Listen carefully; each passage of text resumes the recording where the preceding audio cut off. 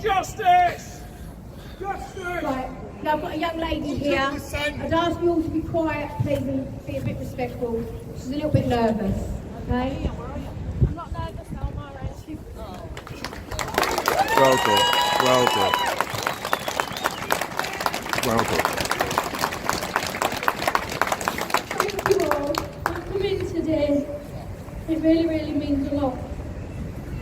I was a victim of the crimes that these men did. I was one of the girls who were raped almost daily for 3 years, and I was let down by the police. Yank the wankers! And I used to be scared to walk down the street because they're still walking free. I used to be terrified. I used to have nightmares. But now, you're all there. There's an army of people behind me, and I thank you so much. Yes. Well done.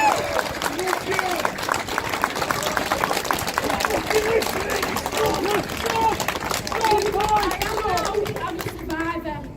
You are! I am a survivor. These people will not ever hurt me again.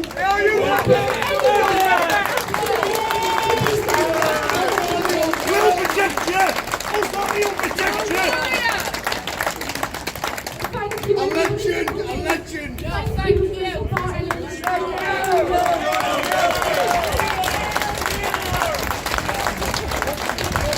Brave young lady. Brave young lady. Shouldn't take that, should it? People out onto the streets to protect these girls, I don't know what is.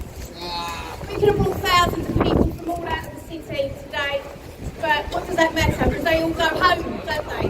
The most important people today are you, the people at home. You're the people that live here. You're the people that have to protect these girls. If you see something, you need to report it. They say there's no evidence. Give them the evidence. Report it to You see who? it all around. You know you see it all around. Don't let this happen anymore. Don't let there be any more victims. Okay? It's down to you guys now. Okay? And we can't thank you enough for coming today. But this needs to keep on. You need to keep working hard for these girls. Okay? First of all, I want to thank every single one of you people here for turning out. Sorry, on. Right? You got out your beds, you've shown your hand, you've got up, and you've supported these young ladies. Okay? I also want to thank all them morons that was on the corner as we walked in, that was opposing us. I want to thank them for doing that. And I'll tell you why I want to thank them for doing that. Because they give us clarity. They give us clarity in the fact that we're needed. We're needed. We're needed to speak up for these girls. Alright? Because when we've got people living like that within our society, within our communities, that oppose us, because we want to stand up and give a voice to young girls that have been raped, abused, beaten, threatened and sold, for them to turn up and oppose us. They're worse than the people that are doing it.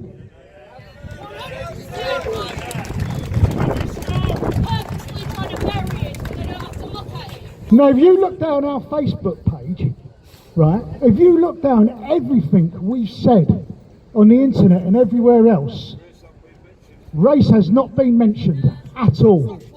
In fact, I personally have posted every day to say, inviting everybody to join us, regardless of their race, their ethnicity, their religion, their sexuality, or their gender. If anybody agrees with us that raping young girls is wrong, come and join us. Okay? Come and join us. I do not believe that every single member of the Islamic, the Middle Eastern communities, the Muslim communities, I don't believe that every single one of them agrees with the raping of young girls. I'm told that they're as disgusted as we are. So what I would like to see, if they're as disgusted as what we are, come and join us. Come and join us, you're very welcome. Also, my personal opinion is, any human being that discriminates or dislikes somebody just because of the colour of their skin, they disagree because of the colour of their skin, their ethnicity or their religion, you're not welcome here, because that's not what we're about. We're about getting justice, okay? Justice for the girls of Hull. So what do we want, people? What do we want? Justice for the girls of Hull. Justice for the girls of Hull. Justice for the girls of Hull. Justice. And we are the people that are going to stand up. We're not going to be another Rotherham. We're not going to be another Rochdale. Right? We're going to stand up. We're not having it. We're not having it in our city. Manchester bombing happened and all of that, and so I'm talking about it at work, about all of these kids getting raped and how massive this grooming situation is and how long it's been going on for. Well, obviously people in the office didn't appreciate my views. I got accused of being racist and far right. So rather than any of the managers speaking to me, it went up the chain. Nobody came to see why I'd had a change of behaviour in my workplace or why I was suddenly sharing this new information. So it went up the chain and they left it, well, 2 months later they came and told me I was suspended.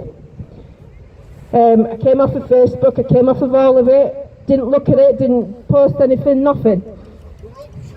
They sacked me in December. They had no intention of keeping my job up. So they tried to do me for racial discrimination, but they couldn't prove I'm racist because I'm not. So they said it was religious discrimination because of the group that were targeted in my post or whatever, and the conversations I was having in the office. Now, rather than consider the severity of the things that I was talking about and all the victims in the wake of that, they took it out on me. They thought it was more important to shut me up and sack me. Well, they can't shut me up. They can stop me getting employed, and they can stop me getting a job and earning a living, but they can't shut me up. No one can. So a year later I go to court and it's obviously I didn't win my case because I was never going to. And then within a couple of weeks of that I went to the memorial march in Manchester, a year on from the Manchester bombing, with this guy down here, Ed Phil and John Lawrence, wherever you are. And we promptly got stopped by the police, and I got falsely arrested and I got beaten up.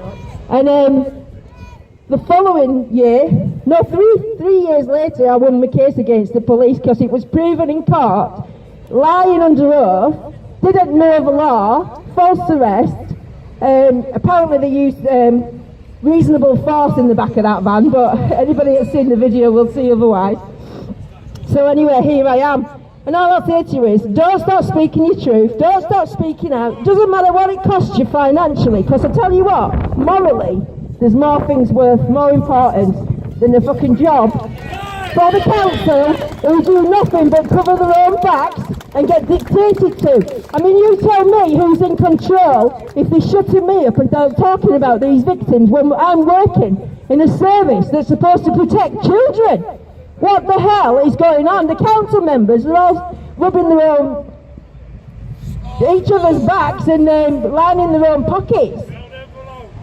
I think we need to target the people that's really the problem in this country, and that's the councillors and the police force that's been dictated to by these councillors and not protecting the children of this country because they're a commodity and they're making too much bloody money out of them. They can trace somebody carrying drugs across the country, county to county, that big operation that was just done, but they can't stop the girls getting trafficked. They can't stop the taxi drivers. It's a business. It's a business like all the taxi firms, the takeaway shops, the phone shops, the vape shops. It's a business. They're in it for the business. And the council, if you try to get a business opened, if you're me and you can't open a business, you can't afford the rates. You've got a lot of money to be able to pay for a shop. But they're all popping up all over the place. It's a business. They're all making money out of it. And they're all getting paid. And these victims here are the ones that suffer for it. It needs to stop. And I was saying to Ian, It's a year today since I got my cancer removed. So let's remove this cancer from this society that we've come across. Go on, Thank Sharon. you.